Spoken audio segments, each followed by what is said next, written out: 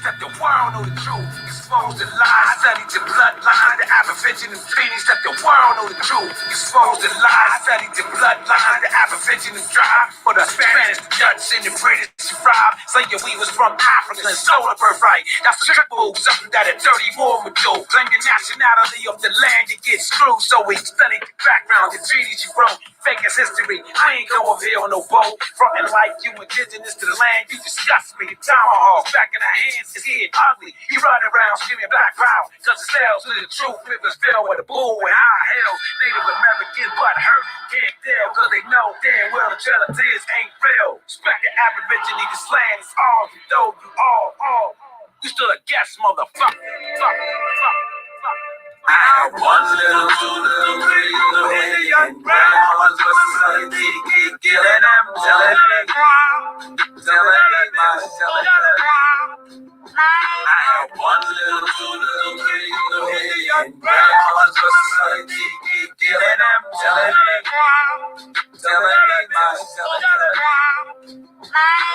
house nigga, real nigga, fake nigga, feel nigga. My skin ain't black, what the deal, nigga? Salute on my real shit, it's aborigines, owners of the land and every goddamn tree and every goddamn sea. Invaders ever cross, step foot on the land and you can step the fuck off. Brave, you gon' make us swing the sacred tomahawk. Fucking around with us with that black constant.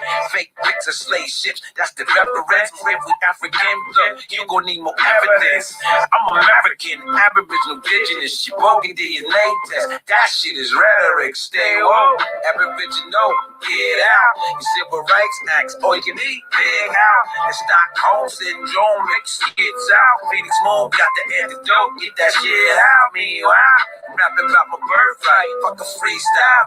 Teach each man, each woman, each child. Black race is really Indians indeed now. Man, they indeed now. Honey dog, Title 18. G goes, pilgrims get big gold with Phoenix and Beast Mode. Bring them up pose out of the sleep. Oh, we ain't black, colors Africans or Negroes. But one little, two little, three little Indian grandmas, but society keep killing them, telling them, I have one little, two little, three little Indian grandmas, but society keep killing them, telling them.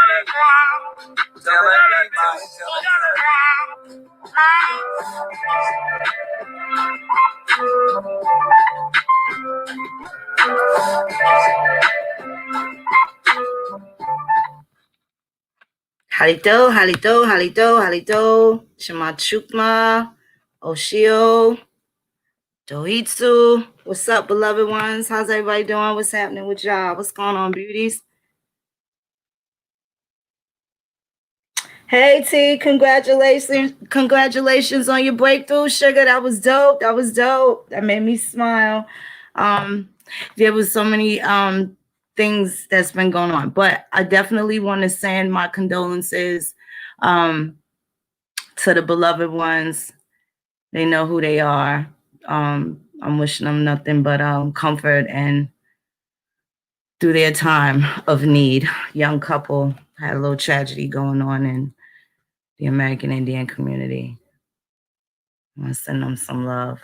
But what's up, Mr. Walter? Hey, cousin Davita. Hi, Miss Pamela Hall. What's up, beautiful one? Cousin Kenny, what's up, baby? Acamac in the building. I'll see you this weekend, darling. Queen Mystique. Cousin Liz, what's happening, baby?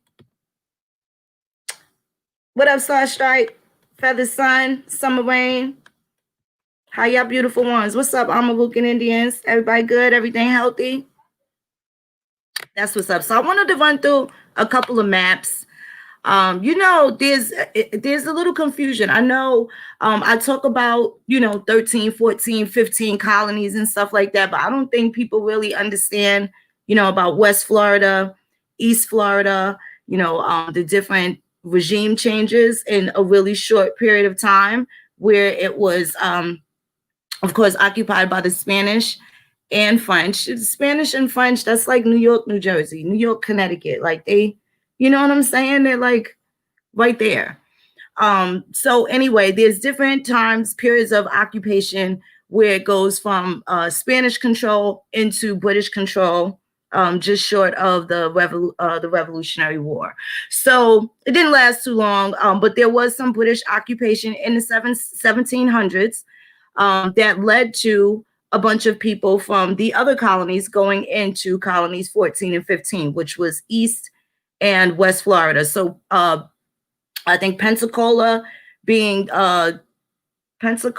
was East Florida,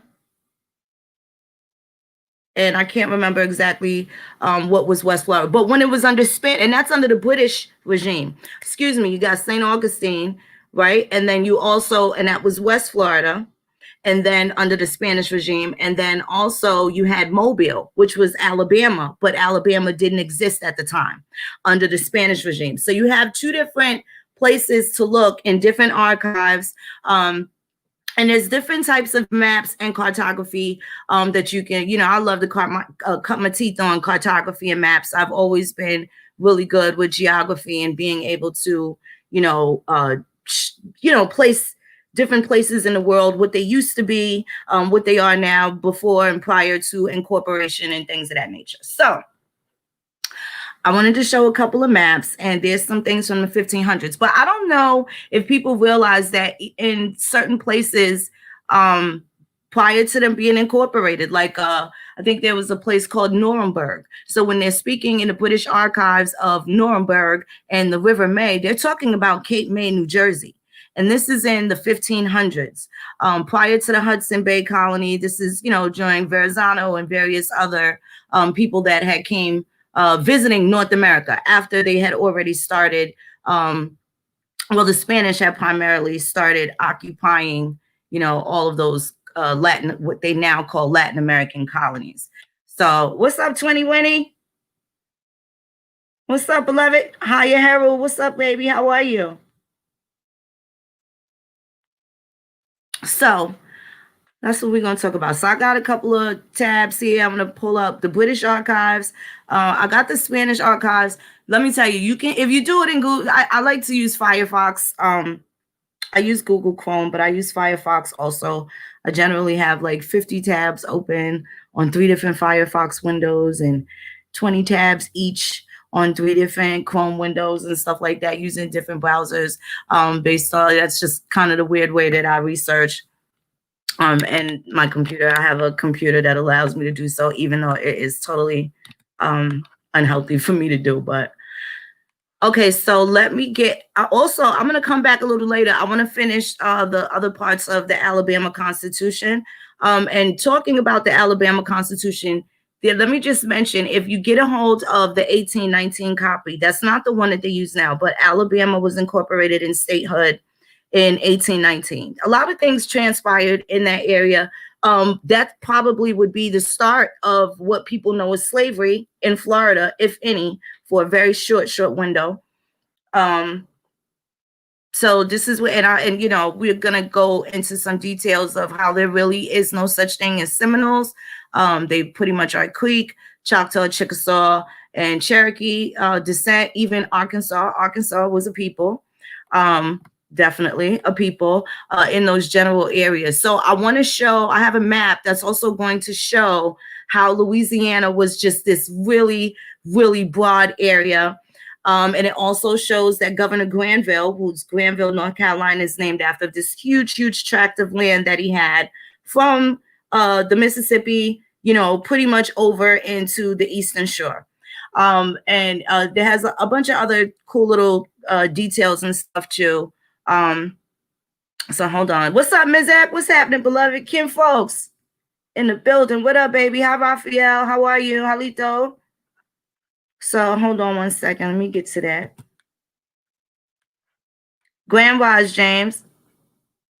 Jermaine Johnson. Halito.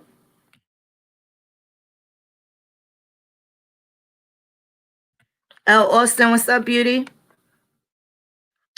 Okay, so like I was saying about the 1819 Constitution of Alabama, what you're going to notice is it talks about free men. So if you find your people under the free people of color, which I don't think Alabama technically had that. So for them to register in those areas, look for your folks' records in Savannah, Georgia. In 1820s, the early 1820s, they had a land dispute after the establishment of Alabama, where some land in Alabama had to get ceded over to Savannah, Georgia.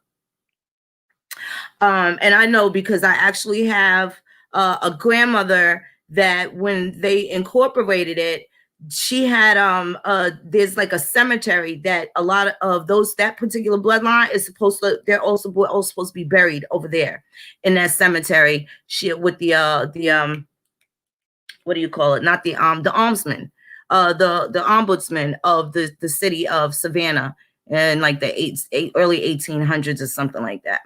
But there was a land dispute, so you're gonna have grandparents that have land patents in two different places. So you might want to look into that. And there'll also be, particularly if they were free, they were paying a poll tax. So you can also check the Georgia poll tax records, and you'll see that they either had to pay $1 or pay for this, and what they had to pay for, whether it was cattle, acres of land, or different type of things that were on those particular farm schedules. They had to pay taxes, certainly in order to vote.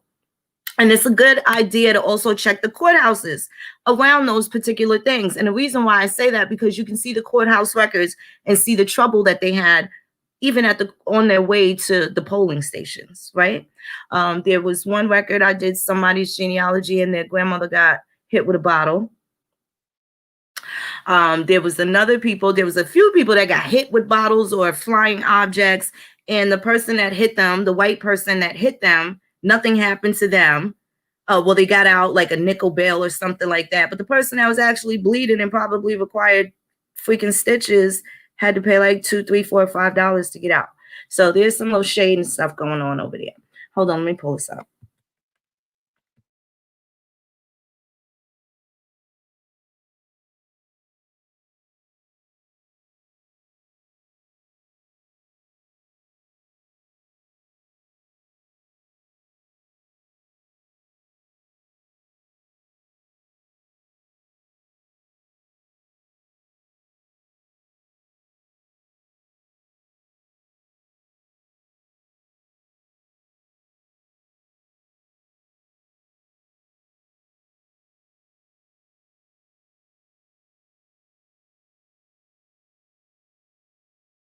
Okay, these are the British archives. Certainly you could get to them, just so you know. British archives, usually the out of country, the out of nation archives, should I say. They, have where they pretty much use your cookies and stuff like that for, their reasons and shit. But as long as you agree to that, you shouldn't have any issues. Shouldn't have any issues. Okay, give me 1 second. Let me pull up this Firefox window here. And I'm gonna drop the link in the chat. Give me 1 second here.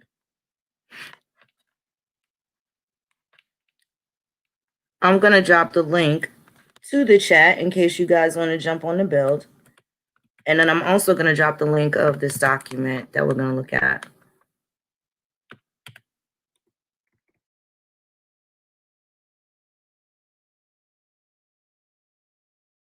Okay. 1 second here.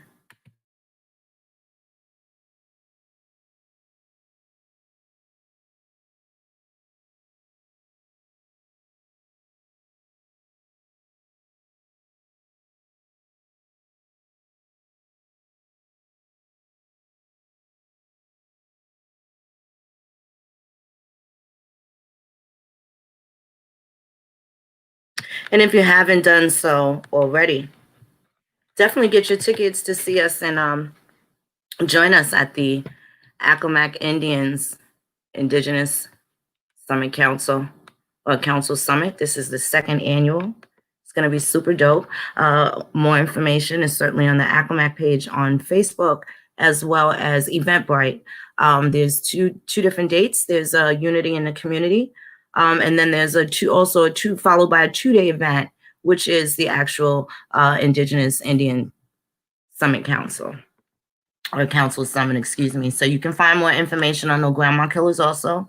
And if you guys are going to be coming to Philadelphia, you definitely can get your tickets for the No Grandma Killers tour, Philadelphia. Now that's going to be serving the tri-state area until it kind of heats up again, and we're actually in Jersey, into New York and Connecticut, and you know those other places in the Northeast, the Ohios and the Detroits and stuff like that, because it gets cold out there. It get real cold out there.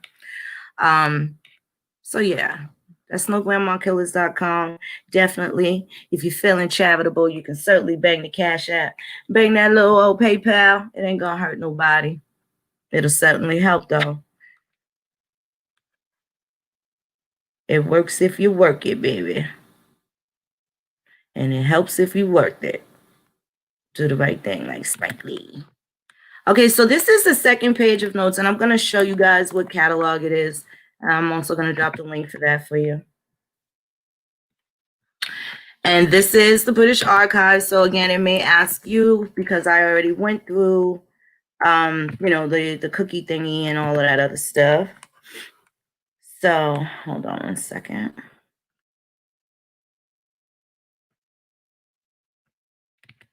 One second.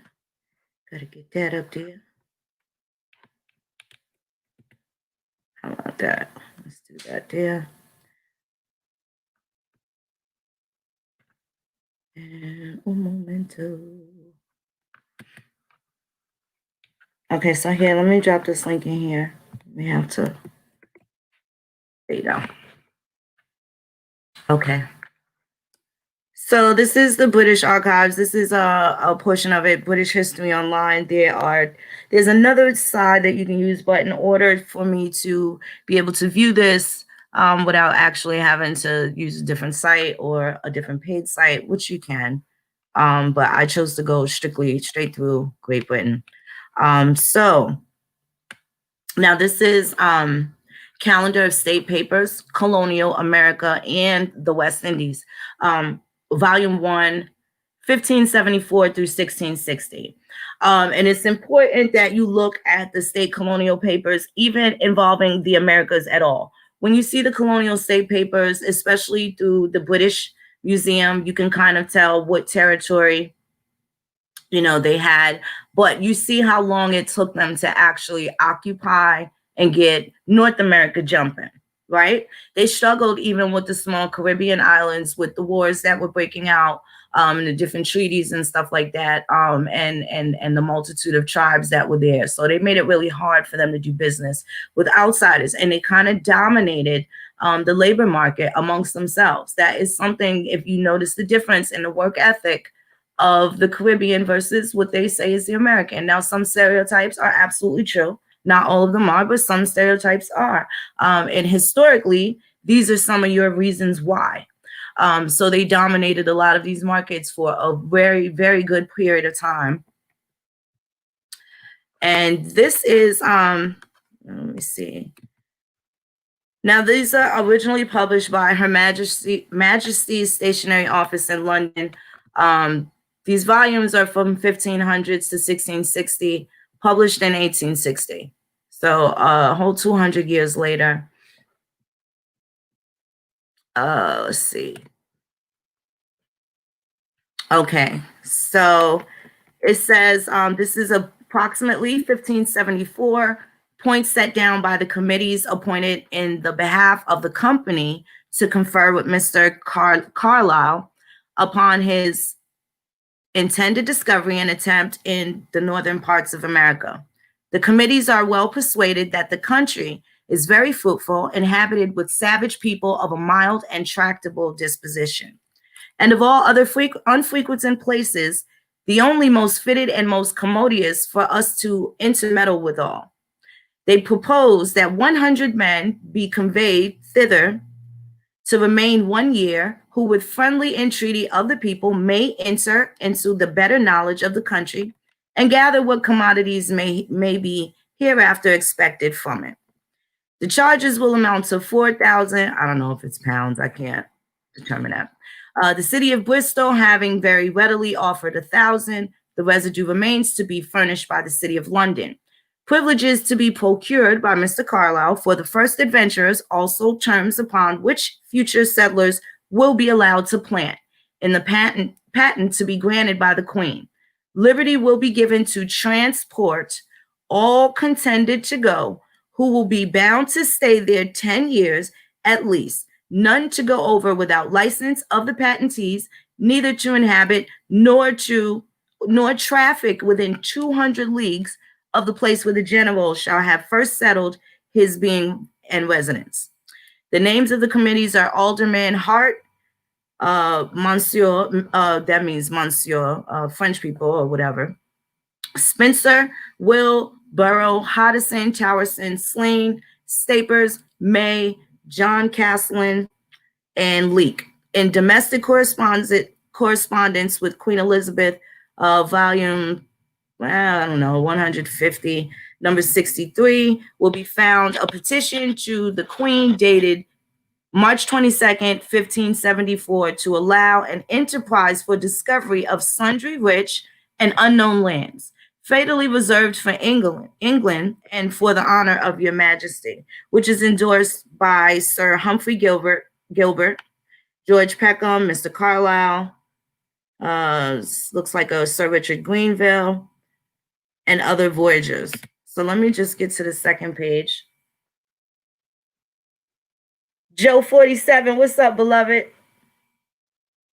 Copper Indian, how you doing? What's happening with y'all?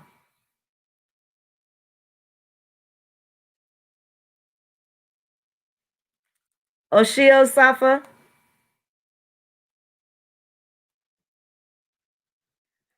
Okay, here's the second page. Now, this is documented around 1580. This is a little more fine. It does have a period there, whereas the other document had the question mark. So that means circa or about. This is a fragment of a report of certain persons who traveled aforesaid countries of America. Account of the people, their disposition, courteously given, dress, the women wearing great plates of gold, covering their whole bodies like armor, habits and customs, mode of warfare, religion, their God, a devil which speaks to them sometimes in likeness of a calf, order of choosing their kings, and ceremonies observed towards them. One Captain Champion of New Haven in France had given to him 100 pieces of silver for one of their ancients or war flags. Description of the soil, most excellent, especially towards the north of the River May, Cape May, and produce of the country, of animals and birds, and the manner of killing, great beasts as big as 2 of our oxen. Now, in brackets, it says that it's probably buffaloes. Of their treasures, in every cottage, pearl to be found, and in some houses, a peck. About the bar of St. Mary's to be seen, fire dragons, which make the air very red as they fly.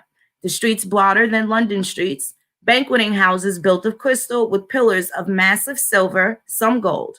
Pieces of clean gold as big as a man's fist in the heads of some of the rivers, plenty of iron, great abundance of silkworms, a mountain called Bamchunan to the northwards of the seacoast, about 30 leagues from the Bay of St. Mary's, very rich with mines. This report is contained in the examination of David Ingram, who adds that he embarked for England at the river called Bauda.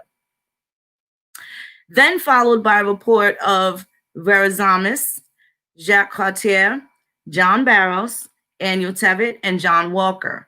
With the last 3, Sir Humphrey Gilbert did confer in person. In 1579, Simon Ferdinando, Secretary Walsingham's man, went and came from the said coast within 3 months in the little frigate, without any other consort. In 1580, John Walker and his company discovered a silver mine within the river of Norumbega. Norumbega is in Maine, in that area, in the New England area. They have a Norumbega Hall. Give me 1 second. Let me get my charger. They have a Norumbega Hall in Maine. Maine is a beautiful place to visit. I don't know if you guys have ever been there. The best seafood you can get. It's very clean up there. Very pristine. Very, very pristine. A great place to vacation. Cabins, lake views, whitewater rafting, everything you name it. The best foliage happens in New England. I don't know for people that are into autumn weather. Plug this in. The best foliage does start there. I'm gonna just let you know. Vermont would probably be my favorite for that, but Maine, New Hampshire, and Rhode Island would certainly, that whole New England area certainly be next.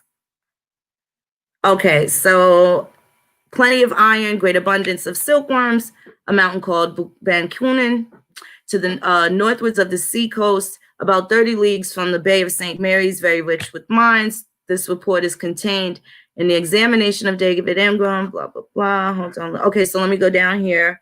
Give me 1 second. John Walker in 1580 and his company discovered a silver mine within the river of Norumbega. Here the paper abruptly ends.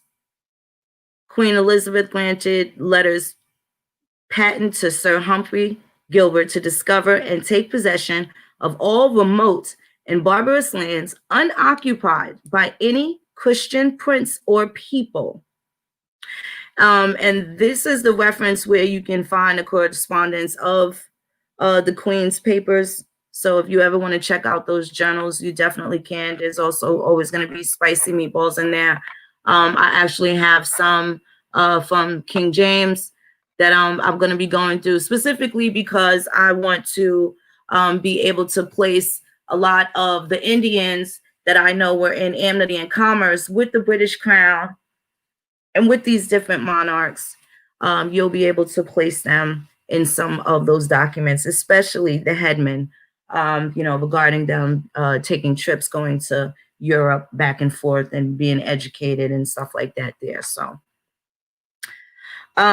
So now this is what they're basically saying. The Queen has sent this out for any place that was non-Christian occupied at this time. Patent for discovery and possession of certain heathen lands is what they call them. And they pray that all such persons whose names shall be set down in a book may have the license to travel into those countries. So even then, you needed a passport or a reason to be going outside of your land, your country. At the next voyage for conquest, and to remain or return to England at their pleasure. Now, this is August 1585. Ralph Lane to Secretary Walsingham, the general, returned to England, cuts him off from reporting upon the peculiarities of the country. Although they arrived there late in the year, wholly through the fault of him who intends to accuse others, they have nevertheless discovered so many rare and singular commodities in the Queen's new kingdom of Virginia, as by the universal opinion of all the apothecaries and merchants there, no state in Christendom doth yield better or more plentiful. Leaves the particulars to the general's report. The ship's freight will prevent all suspicion of fraud. They have not yet found one stinking weed growing in the land. Describes the vast and huge territory, its natural fortifications, and the climate very healthy. There are only 3 entries in ports. These they have named Trinity, Scarborough, and Okoken, where their fleet struck aground, and the Tiger was nearly lost. The best part discovered by Simon Ferdinando, the master and pilot of the fleet, after whom it is named, and which is fortified by a sconce, would not be injured by whole force of Spain.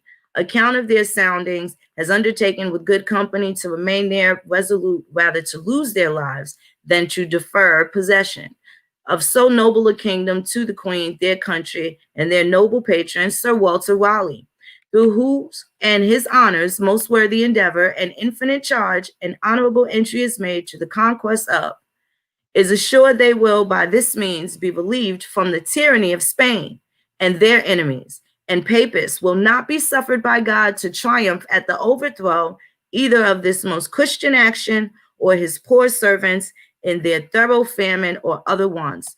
God will command even the ravens to feed them. So you see, they had a really serious stake in America. They were wide open. This is 1585 that they realized the apothecaries, and you know, the apothecaries they were the hospitals, the wellness centers, right? This was already here in the 1500s. They're already talking about what's popping off in VA. So, but there's also shows the conflict between the French, the Spanish, the British, and how it kind of seeped into the territories here.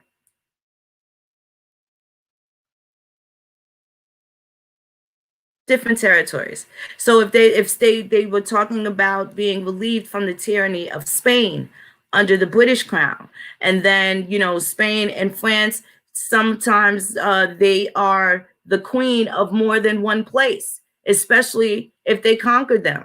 There was a point where one of the Jameses was king of Britain, Scotland, Ireland, France, and like the Netherlands or something like that, or Belgium or something like that at the same damn time.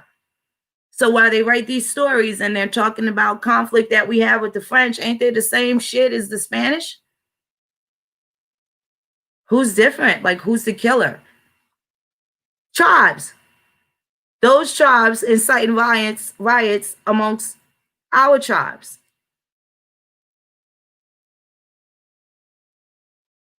The Spanish, the British, the French, the Germans. Nations of different tribes of European people.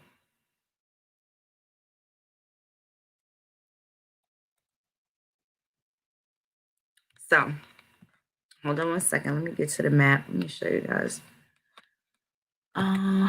Okay, this is the Spanish page. Let me drop that in there for you so you get these letters. One second.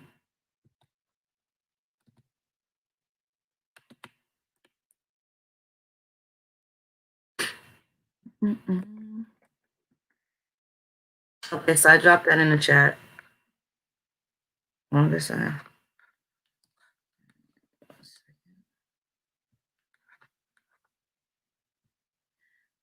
Let me drop these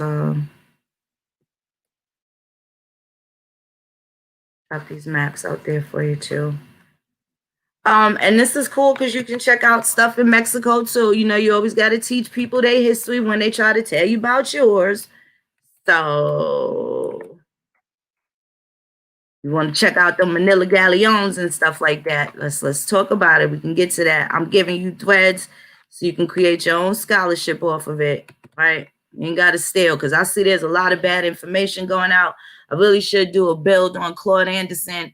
I seen the Pan Skillets dropping some book that Claude Anderson has, and he's highlighting the 1866 treaty.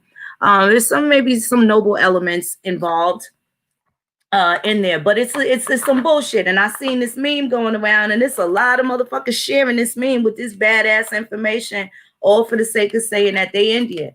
Now, if you can't see these persons give you no goddamn sources or the link where you can find it yourself, it's really no need. Now, if I post a newspaper and don't give no goddamn caption, the newspaper say May 17th, the Virginia Gazette, 1789, do I have to give you a caption or where a source? I don't. That is the source. It's already there.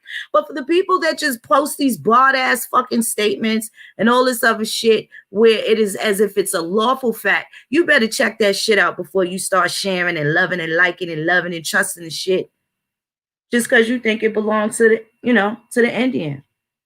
Because they say they indigenous don't mean they indigenous. Understand that shit. Y'all better figure that out now, right? Figure that out, because that's the whole fact. And they coming for your shit, even the grandma you can't find. So y'all all better treat this shit like they trying to steal your motherfucking granny. Don't just look like, oh, they coming for Phoenix Moon. Motherfucker, they coming for all our grannies. What you talking about? Even the ones you ain't found yet, the ones I ain't found yet neither. Right? Motherfuckers steal your grandma and help you look for the bitch too, right? Fuck these niggas, man. These type of time. They on that type of time. But anyway.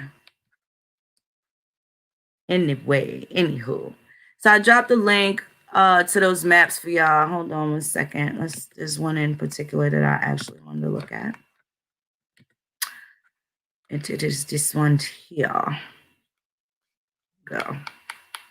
I took the camera off because I'm eating yogurt and y'all niggas ain't gonna catch me with the white around my lips. Fuck that. So yeah. Claude Anderson is a nut. I don't know if he's a sellout. Maybe he don't mean it, but he old, you know what I'm saying? You could probably give him the OG pass, but no, you can't. Because there's some elders out here that's acting like they down for the get down and they foul as shit. These old toxic ass grannies and shit like that. You got some toxic silver slipper ass, silver moccasin ass ladies too. Out here running around acting like they big chiefs and shit like that. Horrible grannies and all that. Mm-hmm. Trying to give up that old wild wolf coochie. You know them motherfucking grannies out here talking about we indigenous, and they out here acting fucking crazy. I ain't got to name them. This time anyway. But whatever. They around. They try to be anyway. So, this map here, let me drop y'all the link to this map. Make these niggas give up these sources. Where they at? What they hiding for? What they hiding it for?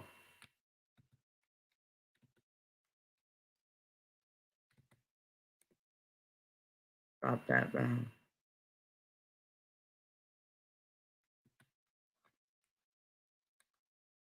Okay.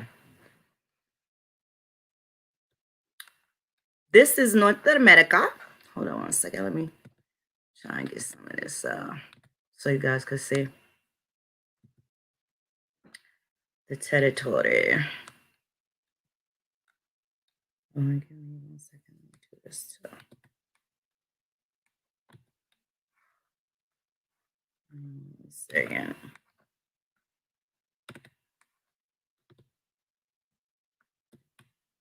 How about that? There we go. Okay, you guys see that map?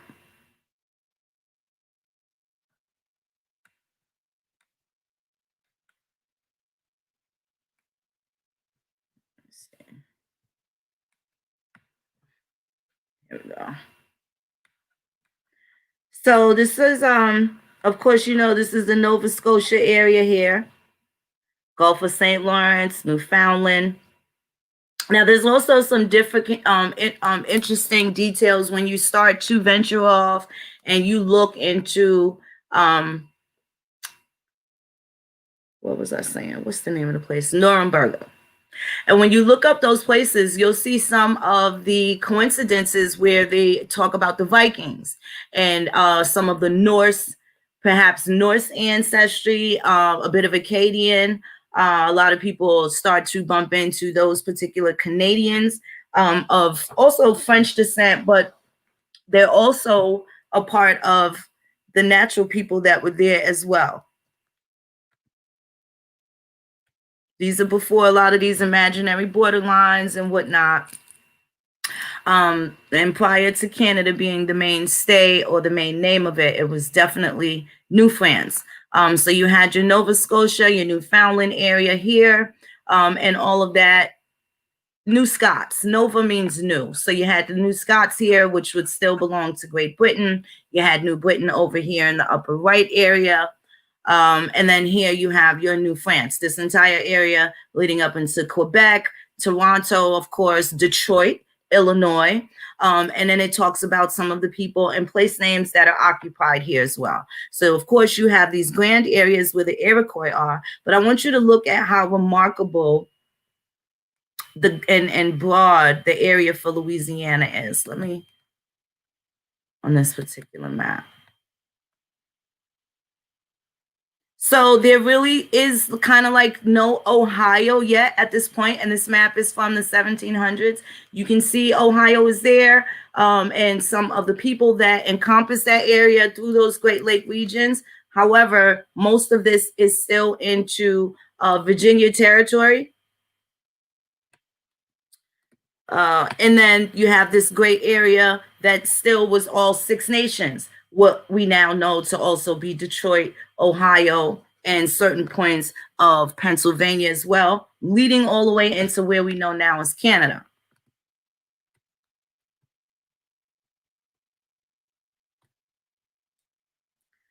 Okay, so you have all these different confederacies, and this is still Pennsylvania, and these are also, all of this is still your Six Nation area. So you have Maryland here. Of course, you do have Jersey, which was occupied. Jersey was also known as New Sweden. For people that don't know, they also have different names. For instance, before it was New York, it was also New Amsterdam, right? Which also will tell you which occupants were there first, and then at that time dominated. So now you have here your Great Lake regions, and you have these other confederacies that were here as well. Six Nations Confederacy of Indians is what it's called. And that's what it's saying. And these territories stretch even down into Virginia. So this is around the time previous and prior, leading up to the Tuscaroras leaving, and the Six Nations coming down and trying to pummel the Powhatan Confederacy. Let's just keep it real. If that plan would have worked out with the Six Nations, there would be no 5 civilized tribes. There wouldn't have to have been a 5 civilized tribes. So they were trying to establish what they ended up doing ultimately in the 1800s and early the bottom portion of the 1900s by establishing that particular confederacy. But that was after the failure and disbandment of the Six Nation Confederacy that they were looking to implement and basically be the face of Indian country and the representatives thereof. So here you have Virginia, and look at this vast, huge area. Now we know that the Miamis definitely come out of Ohio and Michigan in those areas as well, but this still had not been ceded into the Ohio Company. So you have Louisiana, which was French occupied at this particular time. Then you have Earl Granville, that has all of this territory going all the way across here through this parallel right here, all the way through. And it literally says Earl Granville's property throughout this whole meridian right here.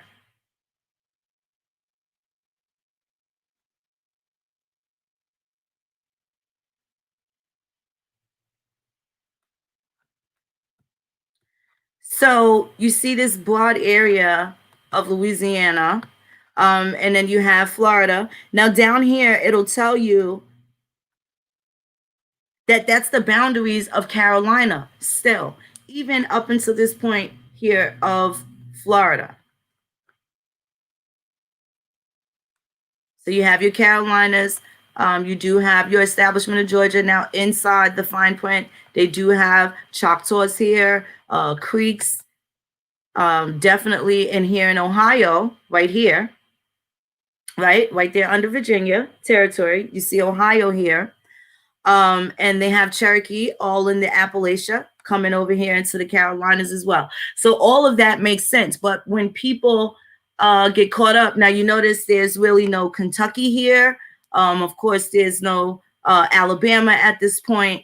Now they do have a Chickasaw area, which is directly adjacent also to the Arkansas people. There was already Indians in Indian territory.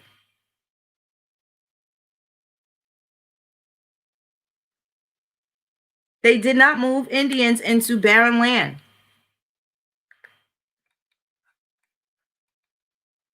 So this is also, now this map, this is more, this is another Spanish map. I mean, it doesn't really have anything to do with this bill, but this is of South America. And it's probably older than the one that I just showed, representing North America. But I'm going to drop it in there for shits and giggles. Y'all definitely, you know, can get to it. for your own viewing pleasure. Let me drop that in there.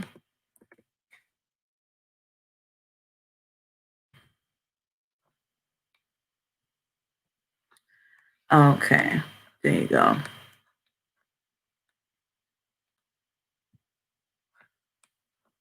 I do have, y'all know I don't do the wiki thingy, but Nuremberg, just so it's on your mind, the main territory.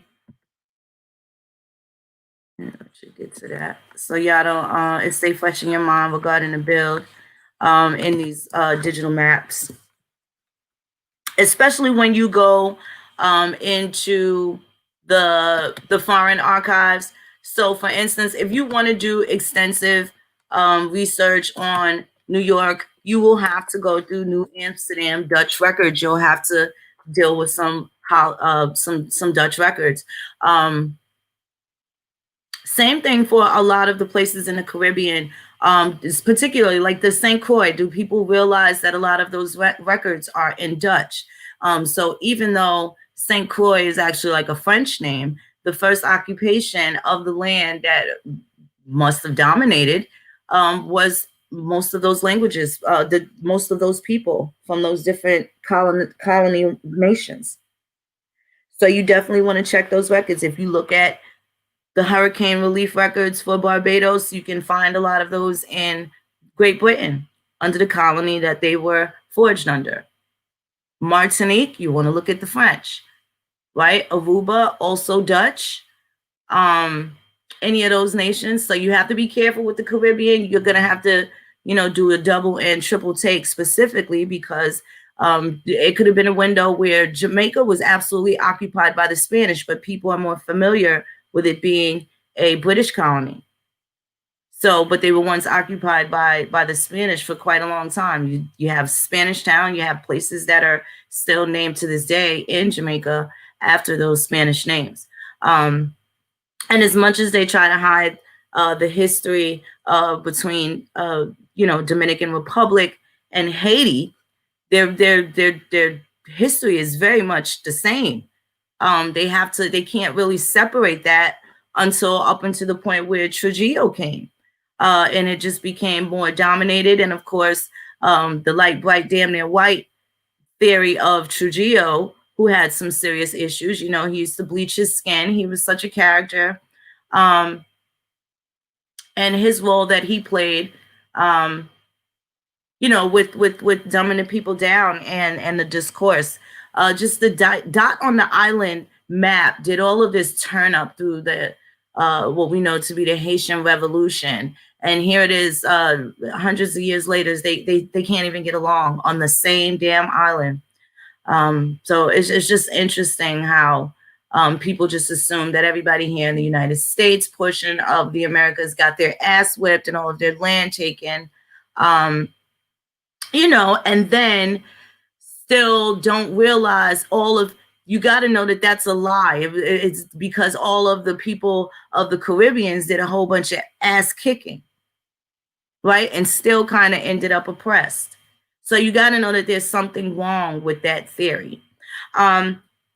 I see someone asking about Puerto Rico. Now, Puerto Rico, also very interesting. Puerto Rico did not eradicate slavery until the 1880s.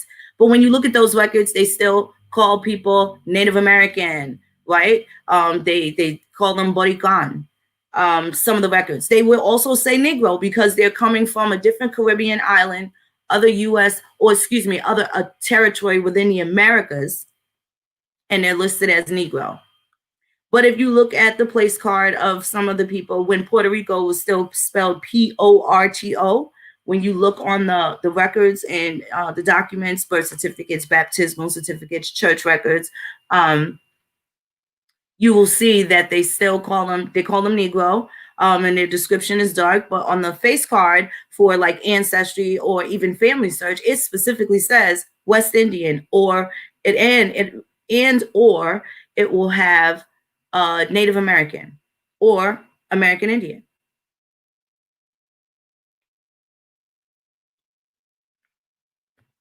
Absolutely. Let me see something. Pull up a couple. just so you can see what I'm talking about. Give me 1 second.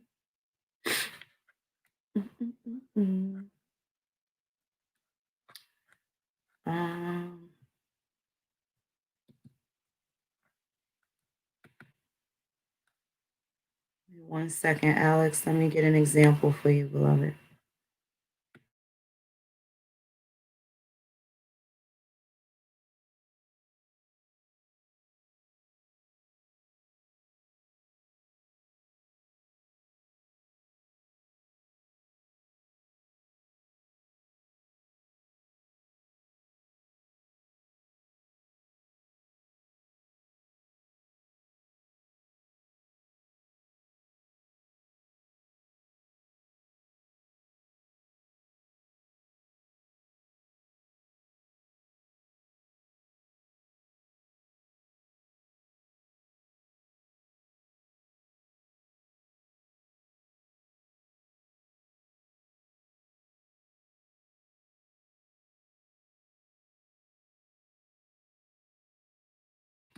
Okay, give me 1 second.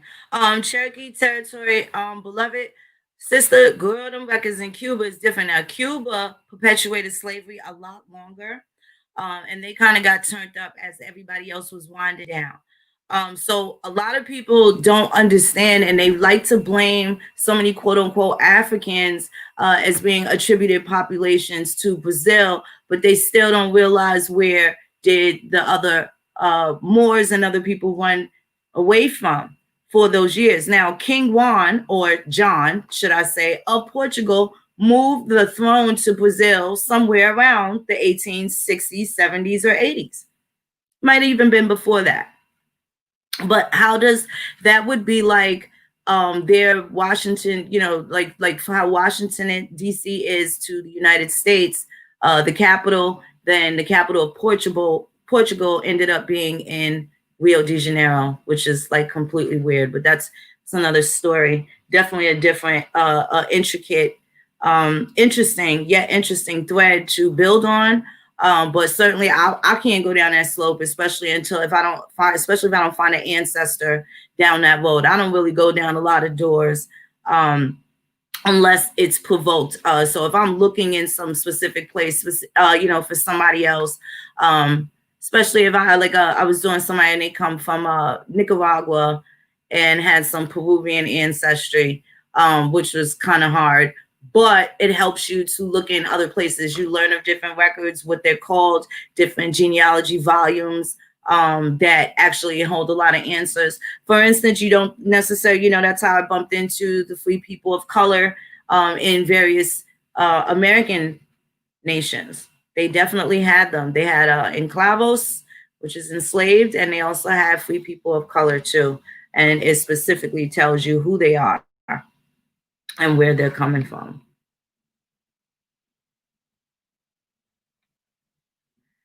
So give me 1 second. Okay, so this is what, now what was that place, Alex? You said Puerto Rico, right? So I'm gonna do Puerto Rico.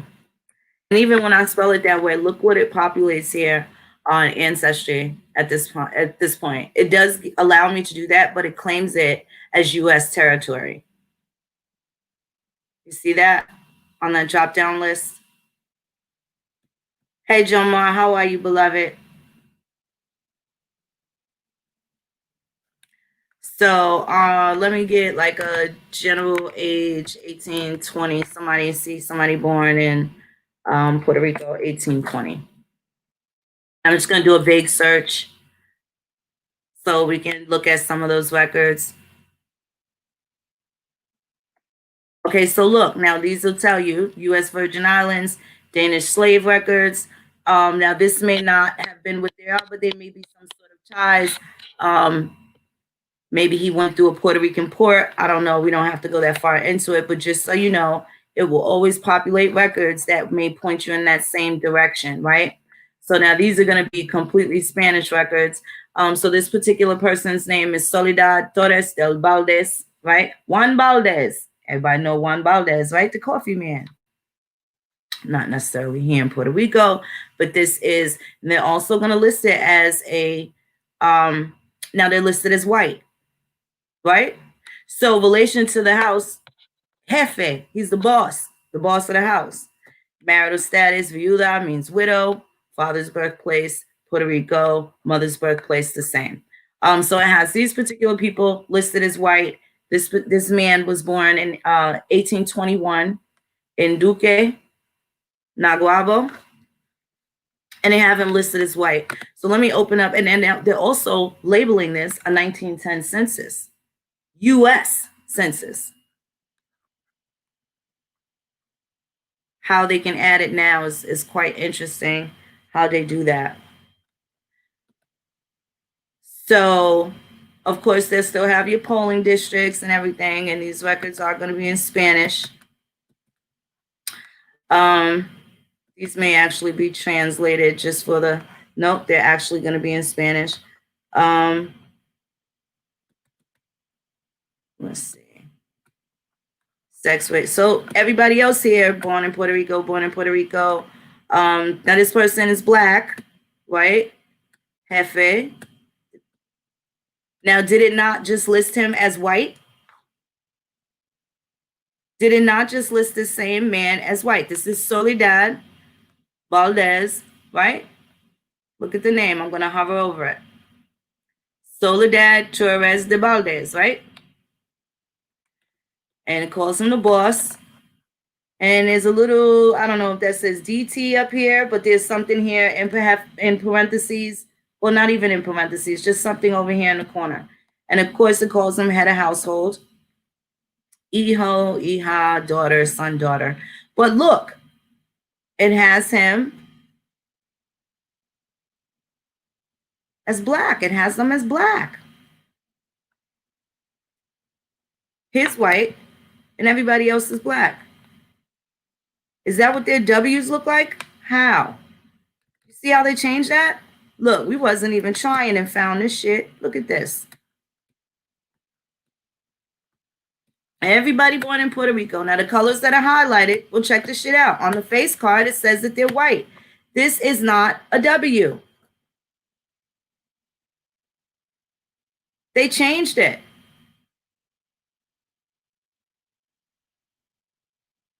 That is absolutely not a W. Let me blow this shit up. Just this column. That is not a W. It looks like the number 13. Could that be I? Indios? Now I'm going to go and look and see what those records, what the requirements were, because prior to this being United States, this was added as an addition to the 1910 U.S. federal census, because this had nothing to do with the United States, even at this time of 1910. You know what? There you go. B for Blanco. I'll buy that. I'll buy that for $1. Help me make sense out of the shit. There you go. That's how that works. Let me go to the thing. Give me 1 second. Now I'm going to go to the legend and make sure. Thanks, Cherokee Territory. Let me go to the legend and make sure. But I like how they slip this shit in and add this to United States federal census. So this shit is hilarious. And let's see what their keys are here.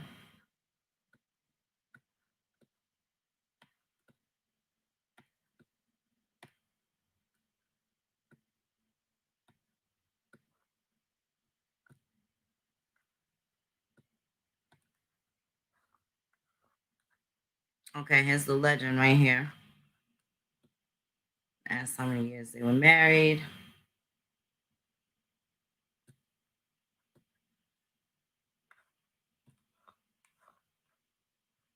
Okay, hold on, let me go.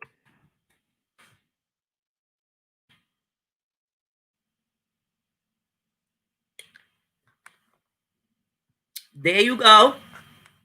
Blanca. Okay, let's check out this lady right here.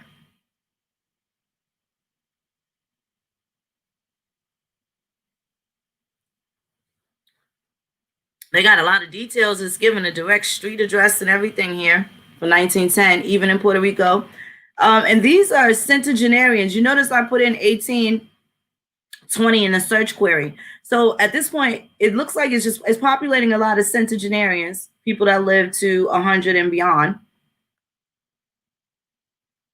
So now this is the 1920 census, but you'll notice how much longer people lived.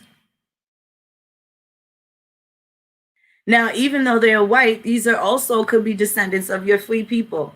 Now, if you see them entering different places and they're called Creole, then you know they descend from the first European and the indigenous people of that land,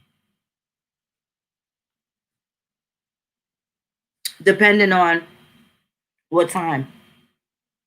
Timing is everything. This is why you want to cancel out all sorts of speculation as to what it is that your folks were doing during this time, because it's so critical to be able to place yourself throughout the annals of history. There's no portion of your life, your tangible bloodline history, that can be stolen from you in that regard.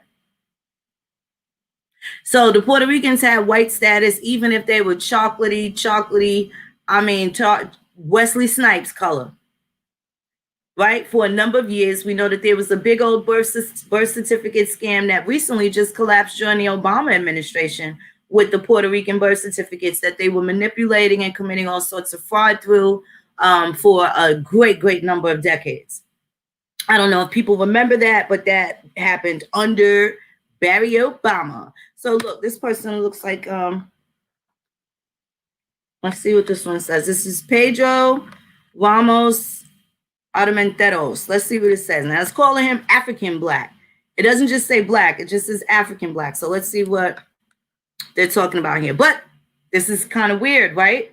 Pedro Ramos Armenteros, male, race, African Black. And then in parentheses, it has Black, but his nationality is Spanish.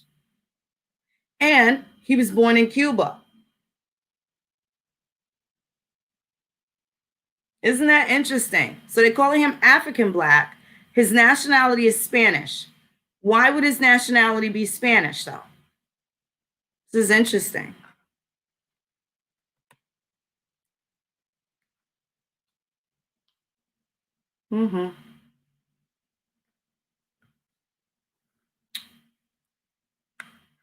I bet this document doesn't call him African Black, but let's see.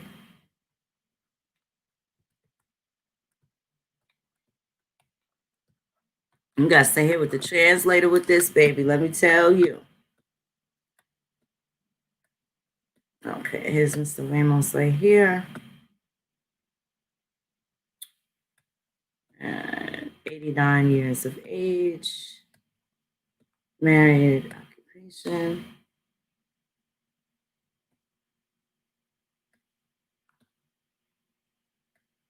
What is that, a magistrate? He can read and write. So he wasn't illiterate. Nationality, country of which a citizen or subject. So he's from Hispaniola. So that's what makes him Spanish. That's what makes him Spanish. But they specifically have African Black, AB. So that is on the document.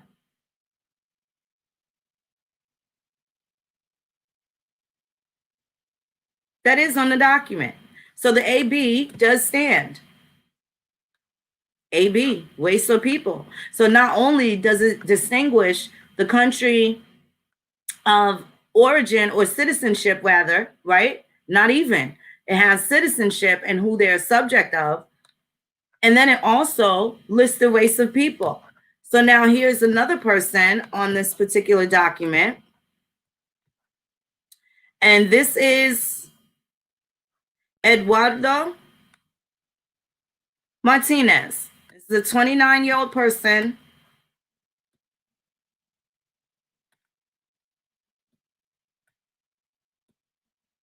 Single. Occupation. I don't know what that is. Could read and write. So, and it says ditto. So that's no, because the people above it couldn't read, right? The person that we actually looked at was able to read. And that meant for the same, this person here. But because there's a change, and now you have this to mean the same. And then here's ditto. So this particular individual could not read. He is from Dominica. And it's calling his race West India, right? It didn't call his race African black, but yet it identified the person with the Spanish citizenship. It identified their race as African black. This is what I mean about how dope and meticulous the records in the Caribbean and the islands and South and Central America are, specifically because of the detail that they give. In the Spanish dominated countries, they completely identified people. You'll see such a difference even when you're looking in the Caribbean records, especially for the places under Spanish occupation. They kept meticulous, crispy ass records. Super dope. Super dope. What up, Mike G?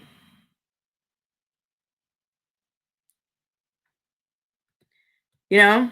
So now they still have some things here with the transcription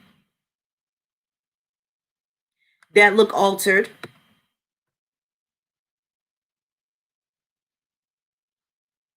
They definitely look altered.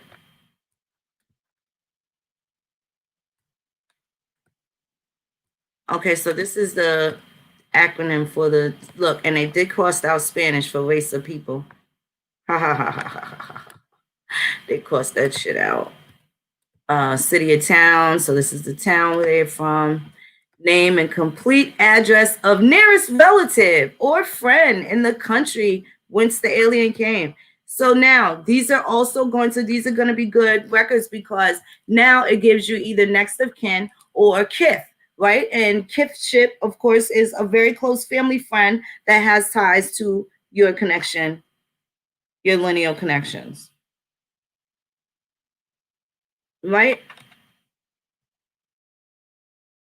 And it tells you which, portion of the state they were in as well, of course. So there's a lot of information on these particular records that you don't necessarily see on the U.S. Census records. So definitely have a gander at that. Yeah, have a gander at that. 1 second. Put this down. 1 second. All right. Let me get a couple more. Let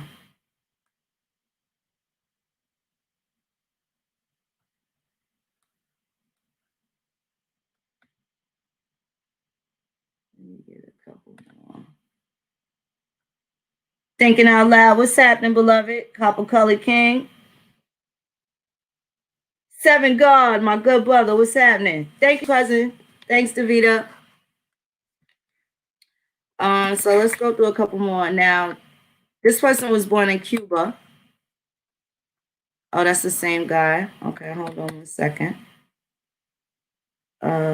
Spain, Palma, boom, San Juan.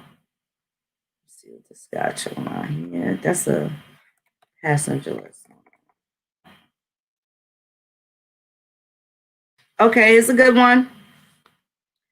Matadander. Nationality Spanish, but his race is Syrian.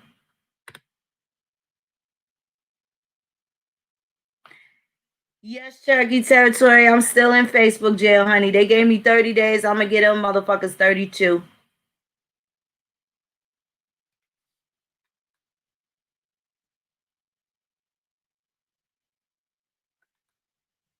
Hey, yay. Okay, I got it. You know that man love you, honey. Got his passwords and shit going, girl. It's about trust. I know that's like, I love it.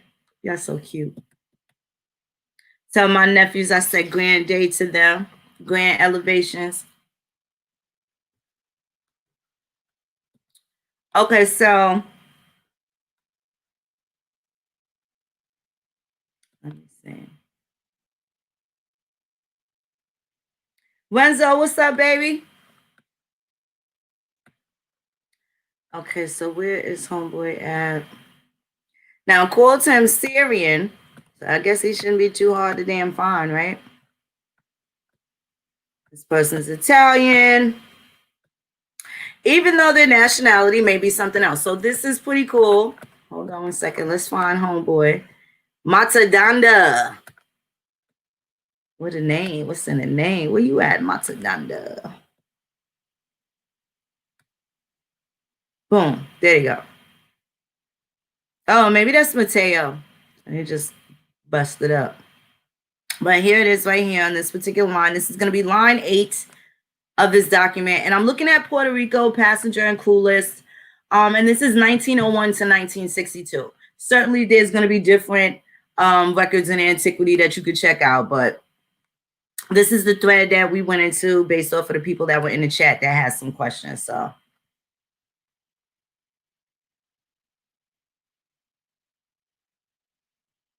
you gotta love. Cherokee, why don't you email me, beloved, 1492phoenix@gmail.com.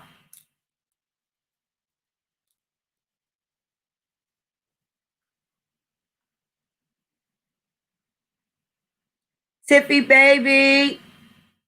They sell it as a rock. They ask for the Simpson out this bitch. Don't you love them? I know it. Mad Squabbles, what's up, baby? Peace and wellness to you. Where did Mr. There we go. So he's a merchant. Okay, it has that he's a male. Looks like he's about, I don't know, 32 or 52, something like that. But the dude is Syrian. He's from Spain. Parents born in Spain, but the nigga's Syrian. That's his race. Very interesting. Again, so it also has his brother. His brother's name is, I don't know, Arthur Dandy. Or Dander or something like that. Arthur Dander or Anjong Dander. But it gives the next of kin. So now at the point where you have people that are here in Americas and your lines go cold, now you can find them back and you can trace them from the people that are on this column right here. So that's the good way to get back to people that you may lose, especially if they came here and changed their name to something else, right? Especially if they came here and changed their name to something else.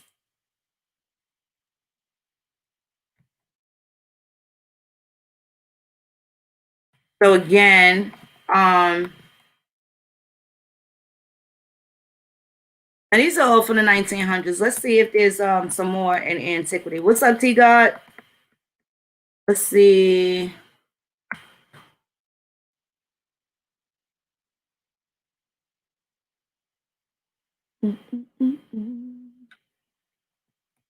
Okay, so now these are some civil registrations. So I took it back just to the 1800s, and I went back to those windows. See if they don't look like they got too much going on for race here. And her main. Let's see what these docs look like. But it does say their mother, have this particular, have Loriana Casiano.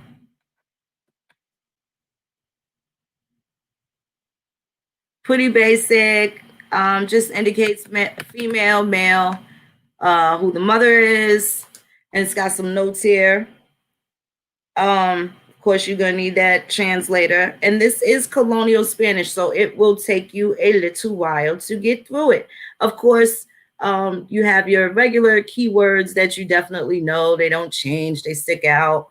But then there's it's also good to learn some of the language in terms of looking at these records.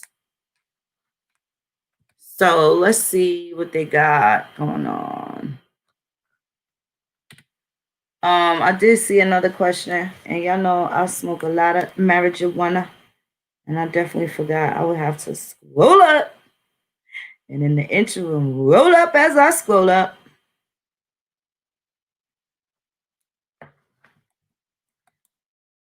So let's see what some of the pictures look like. Says they have some pictures. Library of Congress. Ooh. Photo collection, 1840 to 2000. Let's see what the antiquity Puerto Ricans look like. Puerto Rico. Yeah, everybody can see all that cocoa brown from afar, from afar. This is actually New York. This picture here. This is actually from New York, but you can see all these chocolatey people. Strohmeyer and Wymore Publishers, New York, New York. Let me see. Well, let's see what's going on. This actually could just be a photographer. Doesn't mean it was in New York. And those buildings, even at this time, definitely does not look like New York. That has that hacienda look. They definitely do that in places where there's warmer climate and inclined to rain more. But I know even in California, why they have those like hacienda style houses, they use the clay because it keeps them cool, especially when it reaches temperatures 120, 110 and stuff like that. Probably not the same in this climate here. Hold on. Oh, hold on. Let me fix it. Okay. Let me see.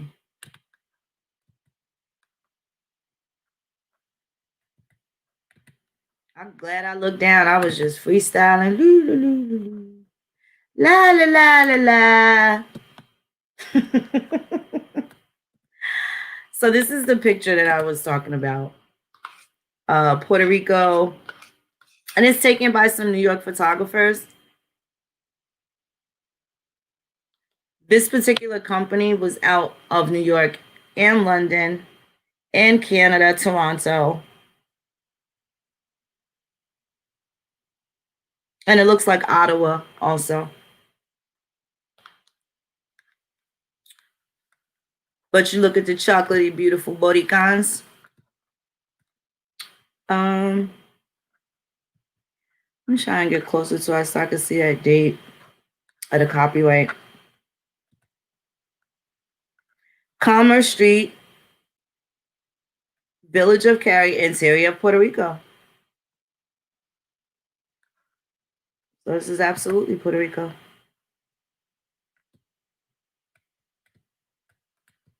These are probably your white Puerto Ricans, honey. These are your white Puerto Ricans. Can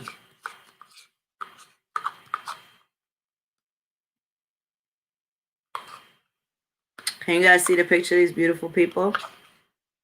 And you know, for these niggas to be so poor, they sure was clean.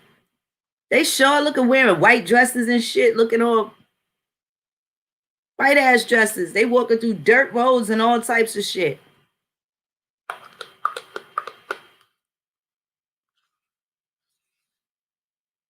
Beautiful people. The streets is clean and shit. Ain't no trash laying about. Huh?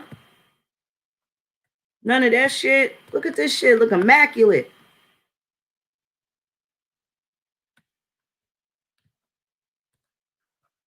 All the way back there. No debris. None of that shit.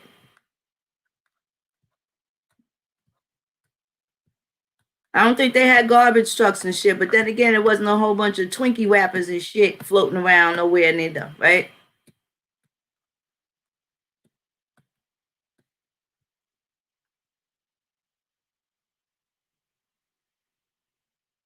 So this looks like some clapboard here, a little clapboard, but the structures look pretty fucking solid. They would have to be to survive hurricanes. Hurricanes did not just start. It's not a new thing. This is something that they've been dealing with for since time immemorial.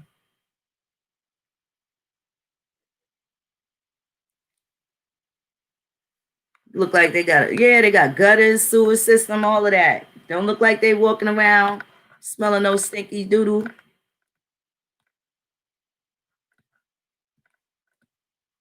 You got all those mountains and stuff right there.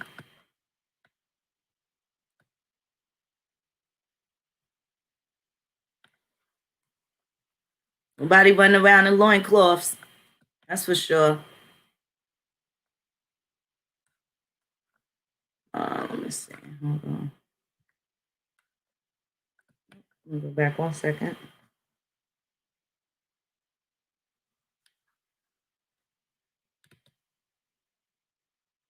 We'll do some of these pictures.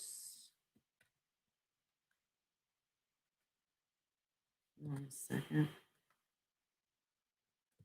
Let me see something here. Okay. We'll go through some more of the photos. Hold on 1 second.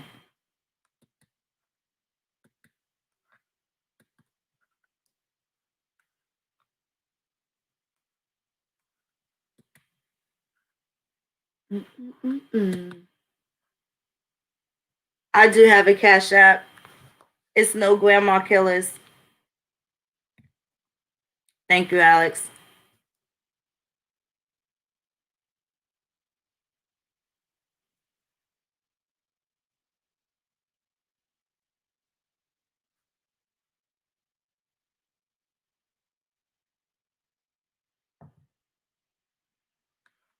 Okay, let me go. This is probably the only photo in that particular volume right there. Hold on, let's go back and get another one.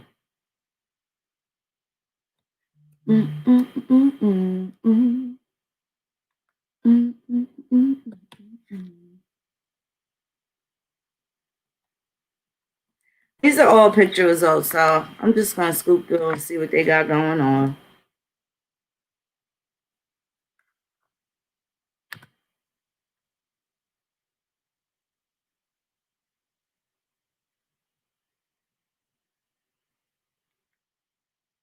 Alex got us in Puerto Rico. But again, look at these beautiful chocolatey people right here.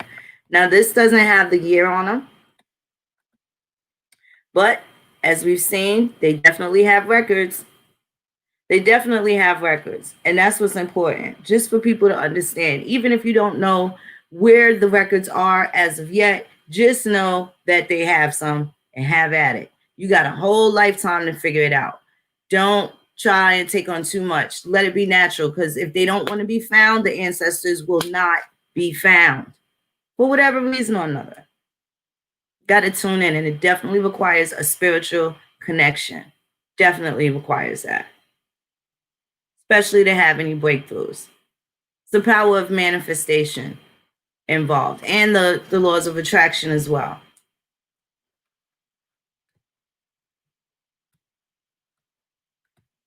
So everybody look all dressed all sharp again. You don't see no garbage laying around and none of that going on.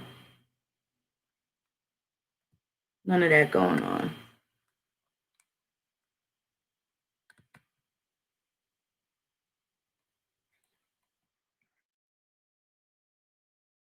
Let me see. Got some other people here. Let's go look at this one. Library of Congress, 1848.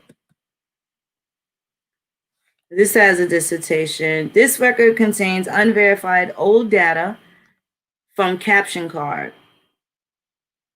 So this is something military, some sort of military.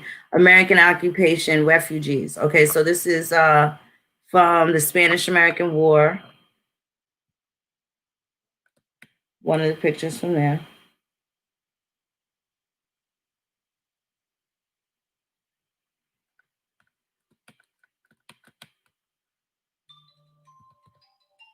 So it's just really a ship. It's nothing really special there. But yo, those catalogs, I tell y'all all the time, these catalogs, you can totally get lost and drift away into obscurity. So when you're having problems finding that one grandma or grandpa, take your ass over to the card catalog and just go and browse. You ain't got shit to lose, everything to gain. Plus it relaxes you, right? So I was working on somebody else's genealogy last week. And what I had to do in order to tap into their ancestors, because they're not mine that I know of directly. So the intent of the heart is still the same, but you still have to have a spiritual connection with these ancestors. So this particular person whose genealogy I was doing has family that lives in Mississippi. What did I do? I went to Cadillac Records. I started playing Muddy Waters, and I started playing all those songs that my family members that I remember from Alabama and from that time frame and that era. What kind of music did they listen to? I had to take it to the music. And me taking it to the music is what helped me make the connection with some other people's ancestors that are not my own.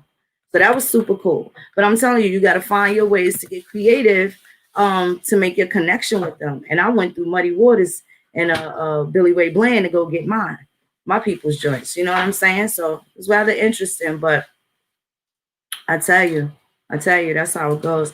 Hi, Miss Vicky. How are you, beautiful? I'm born here. What's up, beloved? How are you? Good to see you, Miss Vicky. Howlin' Wolf and Muddy Waters, Smokestack Lightning. And I played that song over and over again. I play Ian Peebles. There's certain chords and elements in that music where I was able to sit there and astro travel. And I start going through these different towns. And I found somebody else's ancestor from a previous tree that I've already seen that I've been privy to, but I found one of their answers as I went on this tirade looking for this other person. So this was, but it was beautiful because it helped me see a couple of things about Mississippi, and it also helped me to channel into the Free People of Color records and the documentation of people in Mississippi in those towns. Made me gave me a new spark to go back to what they call Amite or Amity. AMITE. There was a lot of business going on over there. I'm not exactly sure what it was, but that definitely needs to be checked out. Now, we know a lot of people that come out of those areas and they seem to have these great difficulty. But I also find obscure ass laws that say if you looked visibly 1/8 white, you were considered mulatto or Achun.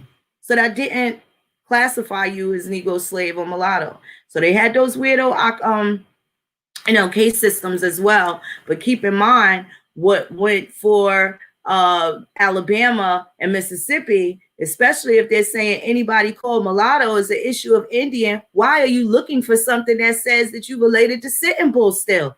There's your proof. See, a lot of people are always worried about what it doesn't say or what it should say, and don't worry about what it doesn't say. Especially when you've narrowed it down to a place where they've been in this specific spot for 300 goddamn years.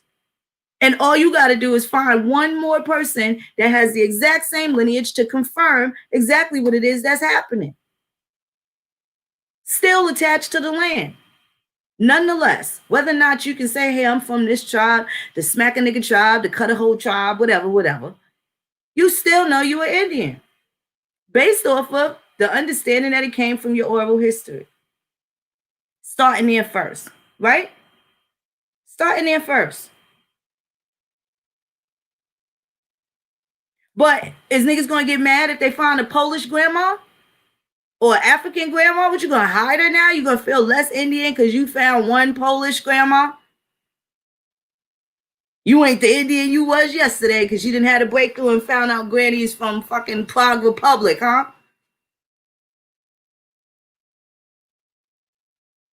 It's still about knowing. Don't let that stop you from getting at the truth. It's still your truth.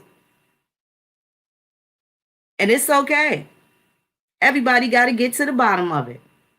We got some collectively and we have some individually, and we should respect them on all fronts. Understand that. Understand that. So, other than that, I hope y'all have a grand afternoon. I'm feeling really good. My auntie's here. My grandmother's oldest living daughter. She's about 76 years old. I'm going to go spend some time with her, man. A lot of hugs and shit like that. While the hugs is still available. While the hugs is still tight. My phone is jinking. I got a couple little errands and stuff to run. Spirit Wolf, what's up, beloved? Got a couple little errands and stuff to run. And I hope y'all feel good, man. It's out here. No disparity, no defeatism. A little bit at a time, man. Find out what you're good at and get great at it. And let's talk about it. Let's share and exchange that. That's what's going to bring us all to the top where we're supposed to be. We can't all get along like this perfect utopia, right? But one thing that we all should and can agree on, I don't care what it is that people are saying that they are, is that grandma and grandpa is not up for sale. We can unite in that capacity. That's a global thing. That's a universal thing. That's the universal portion of it that we all should and can respect each other. Those boundaries, those leaps and bounds and gains that are necessary for everybody to combat oppression, man. People just gonna have to wait their turn. Everything ain't for everybody. You know what I'm saying? So, with that being said, take care of yourselves, take care of each other. most importantly, take care of your mind, body, and soul. Love, peace, and bear grease. To peace, K.